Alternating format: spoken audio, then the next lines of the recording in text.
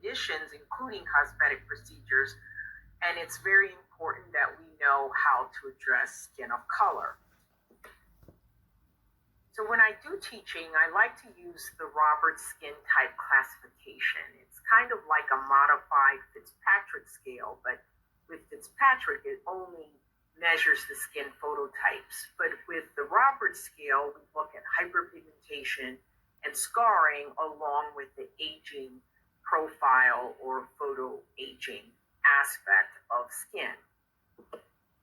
So with the differences that we see with skin, particularly in white skin, there's a decreased elasticity in collagen, seems to be a more drier skin type, little melanin that protects against the sun, more erythema when there is sun exposure, and that is why there's higher incidence of sunburns and skin cancers, and it rarely darkens in response to injury. Whereas pigmented skin, there's increased elasticity in collagen, oilier skin types, more abundant melanin to protect against the sun, but this extra increased melanin also darkens in response to injury. So when you look at the literature, there is post-inflammatory hyperpigmentation that's more prevalent in skin types 4 through 6. And as you can see in the US, Latin America, Asian and Middle Eastern literature, it all describes as PIH or dyschromia as one of the number one cosmetic concerns.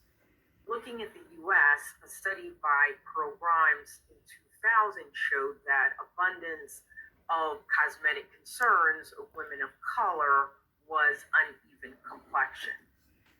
When we look at the hyperpigmentation process and the scale here, we know that there are 14 steps listed here. We're all familiar with this as far as how melanin is produced, but 3 steps occur inside of the cell and 11 steps occur outside of the melanocyte.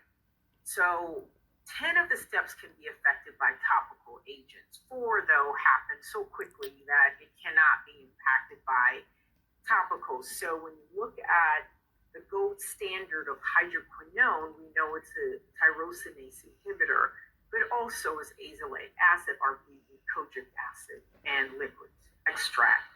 When we look at cysteamine, it inhibits the dopaquinone, and so it affects the melanin further down the cascade. And then we have soy and niacinamide or vitamin D3, which affects the melanosome transfer to the keratinocytes. With the gold standard, particularly the triple cream, there's always been a concern about skin atrophy, particularly with melasma. Patients are using it for a long period of time. So there was a study conducted by Pearl Grimes et al., and they looked at the patients using consistently for 24 weeks or 6 months, and then biopsying the patients looking for histological signs of atrophy in the epidermis or dermis, and there was no statistical significance seen after 24 weeks. When we look at PIH and melasma, as far as treatment recommendations, we just talked about topical therapy, but there's also skin resurfacing therapy that should be used possibly in conjunction, particularly when you have dermal or mixed melasma. And that includes chemical peels, which Jesner's peels, mandelic acid, salicylic, and glycolic acids are safe for skin of color. Then there are the pigment-specific lasers, the Q-switch and the YAG lasers, or the 1064 nanometer wavelengths. And then there's the non-ablative skin resurfacing lasers and devices that can be used. And thulium is just one of them. The next concern is hemosiderin deposition. As dermatologists, we're very familiar with distal hemosiderin deposition with stasis dermatitis. And we also can see it when we do cosmetic procedures whenever there's bruising. So keep in mind that the release of the heme from extravasated red blood cells can actually stain the skin. So it can look like post-inflammatory hyperpigmentation. However, when the lightening and bleaching agents are used, such as something with the ingredient hydroquinone, we see that it's ineffective as far as lightening the area. You can see in this photo, there's a patient here who had under eye enhancement with uh, hyaluronic acid fillers and loved the result, but had a persistent darkening under her eyes in the area of the filler placement.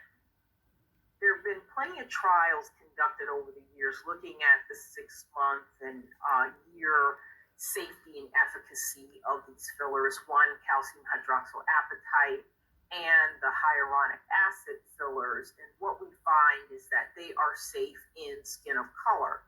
There are incidences in where there's increased bruising, hyperpigmentation, and redness in patients. And of concern is the bruising that can lead to hemosiderin, which has to be treated differently than hyperpigmentation.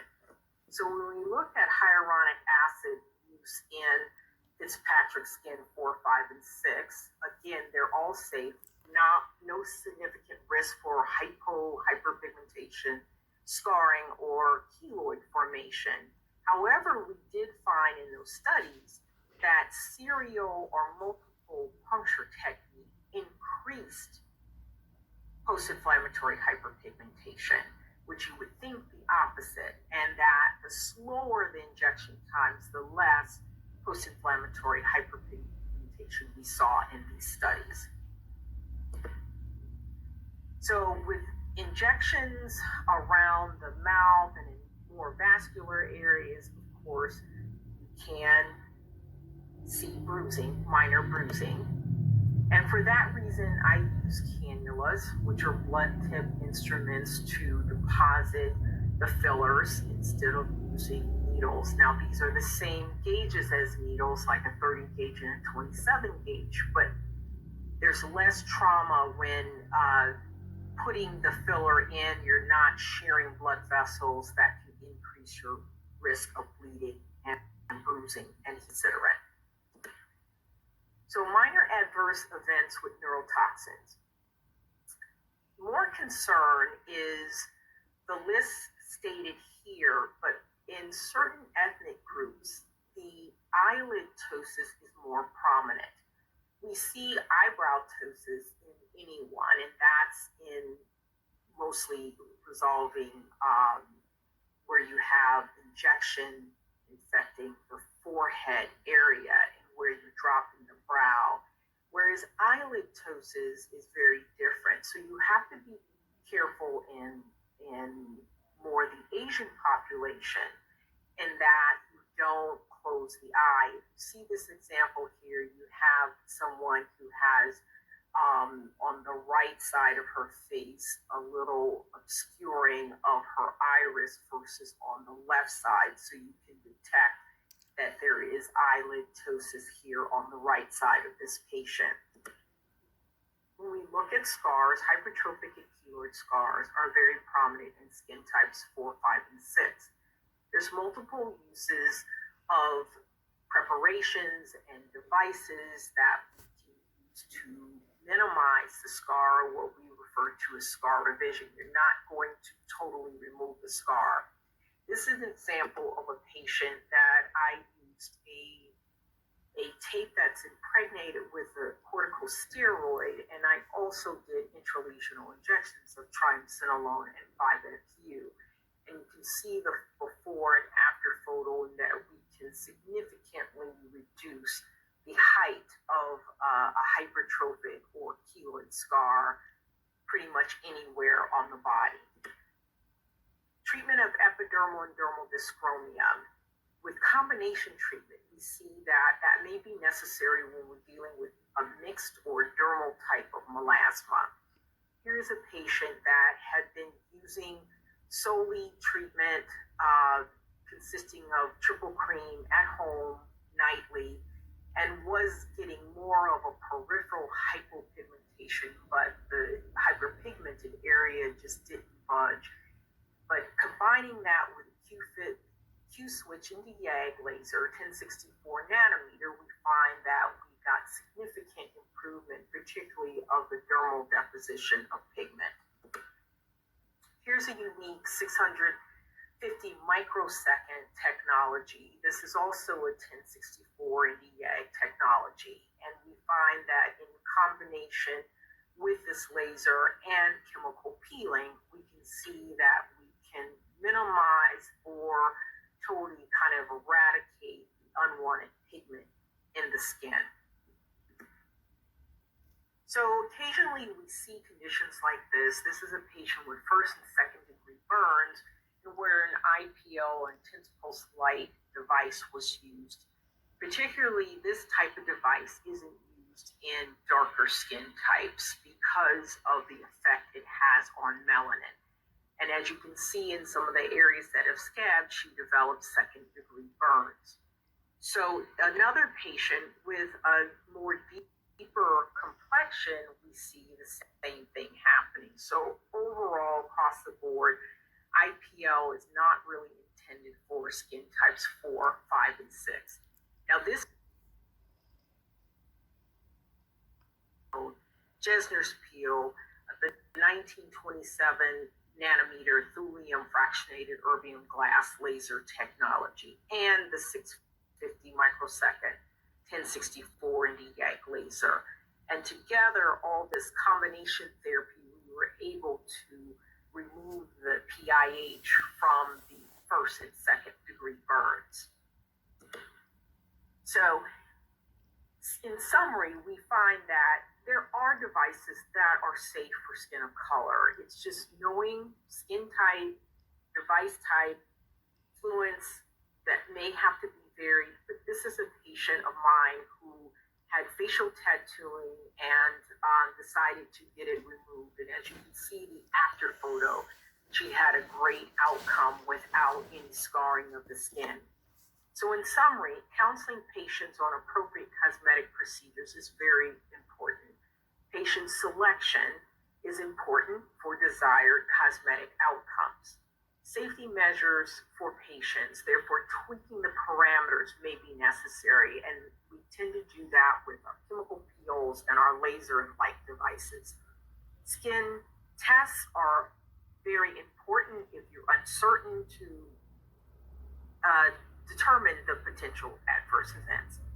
And desired outcome may require multiple sessions with conservative measures, and therefore I advise that to everyone. Test spot, maybe turn down the parameters for your light devices before you go full-fledged ahead in doing a cosmetic procedure in skin of color. Thank you very much for your attention.